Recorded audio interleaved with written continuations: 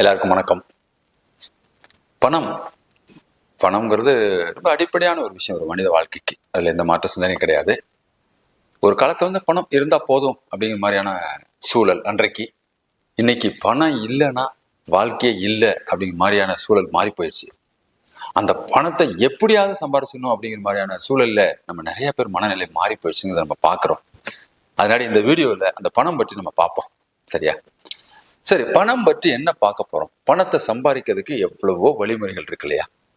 அதுல பேசிக்கா என்ன தேவைப்படுகிறது, பயன்படுகிறது நம்ம மனித மூளையில் அப்படிங்கிறது இருக்கு இல்லையா? அதை பத்தி பார்ப்போங்க. Okay, number 1.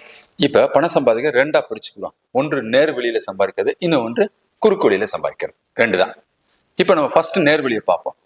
நேர் வழியில சம்பாதிக்கிறதுக்கு நம்ம மனித மூளையில எதை பயன்படுத்துறோம்? 3 பயன்படுத்துறோம். ரொம்ப அதுல அடிப்படை. ஓகே, இப்ப நம்பர் 1 அறிவு.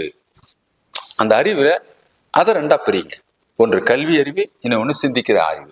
இந்த ரெண்டு இதன் மூலமாக பணம் சம்பாதிப்பது. அப்ப இதன் மூலமாக என்ன நடக்கும்னு நினைக்கீங்க? அந்த காலத்துல ஒன்று கவர்மெண்ட் ஜாப்ஸ், இல்லைன்னா பிரைவேட் ஜாப்ஸ், வேலைகள், வேலை வாய்ப்புகள். அதுக்கு இந்த கற்ற அந்த கல்வி, அந்த பெற்ற அறிவை பயன்படுத்தி ஒரு ஜாப்ல இருந்து சம்பாத்தியம் பண்ணிட்டு அது பணத்தை ஏர்ன் பண்ணிக்கிறது. இது ஒரு டைப் ஆயிடுச்சு. அப்புறம் ஒரு காலங்கள் மாற மாற என்ன ஆயிடுதுன்னா, இது மட்டுமே பத்தாதே, என்ன பண்ணலாம் அடுத்து? எல்லாருக்குமே இது வாய்ப்பு கிடைச்சிருமா? அப்ப இதை தாண்டி டேலண்ட்டை பயன்படுத்துறா. அப்படி அந்த டேலண்ட்டை பயன்படுத்துகிற பொழுது அந்த திறமை மூலமாக பணத்தை சம்பாதிப்பது. நிறைய பேரு ஒவ்வொருத்தருக்கு ஏதோ ஒரு துறையில ஒரு டேலண்ட் இருக்கும். நம்ம சாதாரண நினைச்சிட்டு இருப்போம், அவனுக்குள்ள ஏதோ ஒரு டேலண்ட் இருக்கும். அதை கண்டுபிடிச்சு அந்த துறையில போய் ஈடுபட்டு பயங்கரமா பணம் சம்பாத்தியம் பண்ணிடுறாங்க. அது ஏதாவது ஒரு வியாபாரமா இருக்கலாம், அல்லது ஒரு தொழிலா இருக்கலாம், ஏதோ ஒரு நிறுவனத்துல போய் இருக்கலாம். ஏதோ ஒன்று அந்த திறமையினாலே மேல வருது. சரி, இப்ப 3வது பாயிண்ட் என்ன பார்க்கணும்னா, சாமர்த்தியம் அப்படிங்கிறது. சப்போஸ் இப்போ உங்களுக்கு வந்து ஒரு கல்வி அறிவு போதுமான அளவு இல்லை, ஒரு 8ஆம் கிளாஸோ 10ஆம் கிளாஸோ படிச்சுக்காங்க, 12ஆம் கிளாஸ் படிச்சுக்கிறாங்க, ப்ளஸ் பெரிய லெவலில் ஸ்பெசிஃபிக்கான திறமைகள் அப்படிங்கிற மாதிரியான வெளியில தெரியல அப்படிங்கிறவங்க சில பேர் பார்த்தீங்கன்னா சாமர்த்தியத்தால் ஜெயிப்பார்கள்.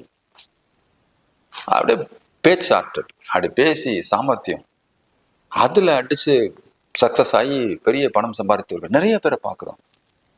நிறைய உதாரணம் சொல்லலாம். அதுல ஒரு உதாரணம் நமக்கு தெரிஞ்ச உதாரணம் சொல்லுவாங்க. ஃபார் எக்ஸாம்பிள், இப்போ ஒரு ரியல் எஸ்டேட் சம்பந்தமா இருக்க ஒரு புரோக்கரா இருப்பாங்க. ஒரு 200 ரூபா 300 ரூபாய்க்கு முதல் புரோக்கர் கமிஷன்ஸ் வாங்கிருப்பாங்க.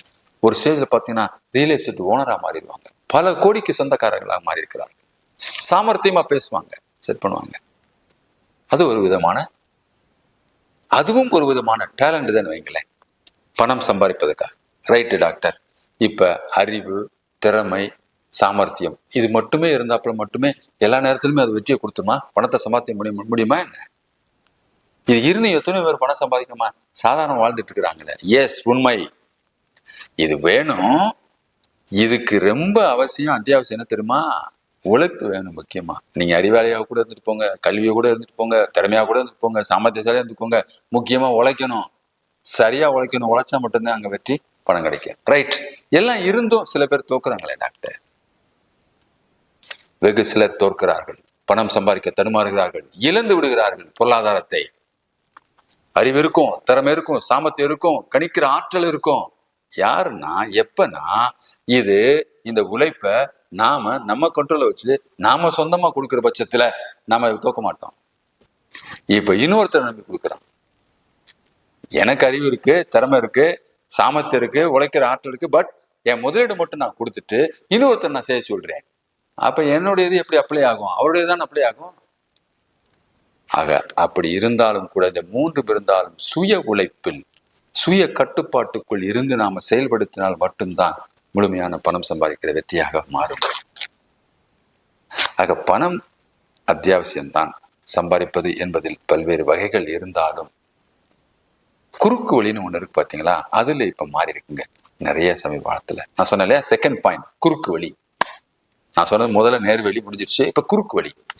குறுக்கு வழிக்கு வந்து ரொம்ப அவசியம் என்ன தெரியுமா? உங்களுக்கு நீங்க அறிவாற்றல் இருக்குதோ இல்லையோ, திறமை இருக்கோ இல்லையோ, சாமர்த்தியம் ரொம்ப அவசியங்க. அந்த குறுக்கு வழிக்கு ரொம்ப அவசியம். நிறைய பேர் பாத்தீங்களா, நம்ம பாக்குறோம் இல்லையா, குறுக்கு வழியில பயங்கர பல கோடி சம்பாத்தியம் பண்ணிடுவாங்க. அவர்கள் எல்லாம் சாமர்த்தியசாலிகள் என்று சொல்லிக் கொள்கிறார்கள். பணம் சம்பாத்தியம் பண்ணிவிட்டால் நீங்கள் அறிவு இருக்கா இல்லையா, திறமை இருக்கா இல்லையா, சாமர்த்தியம் இருக்கா இல்லையா, இல்லை இந்த சமூகம் கெட்டிக்காரர் என்று பார்க்கிறது. இப்ப அடுத்த ஸ்டேஜுக்கு வந்துட்டாங்க. பணம் எப்படி சம்பாத்தியம் பண்றதெல்லாம் இப்ப பாக்குறது இல்ல. பணம் சம்பாத்தியம் பண்ணிருக்கியா, அதுக்கு ஒரு தனி வேல்யூ கொடுப்போங்கிற அளவுக்கு மனித மனங்கள் மாறி போய் விட்டதே. முன்னாடி எல்லாம் பணக்காரர் இல்ல, பணம் சம்பாதிக்க இல்ல, எப்படி சம்பாத்தியங்கிறத வச்சு மதிப்பு விட்டாங்க, எடை போட்டார்கள். இப்ப அதெல்லாம் தாண்டி போயிடுச்சு. இருந்தாலும் சொல்லுகிறேன், நாமல் பணம் சம்பாதிக்க வேண்டும், வாழ வேண்டும், நம் தலைமுறைகள் நன்றாக இருக்க வேண்டும். ஆனால் முடிந்த வரை நேர்வழியில் சம்பாத்தி பண்ணி பாருங்களேன், அந்த பணத்தை சம்பாத்தியம் பண்ணி பாருங்களேன். நிச்சயமா அது நிரந்தரமாக நமக்கு ஒரு சேஃப்டியை கொடுக்குங்க, மகிழ்ச்சியை கொடுக்குங்க. நன்றி, வணக்கம்.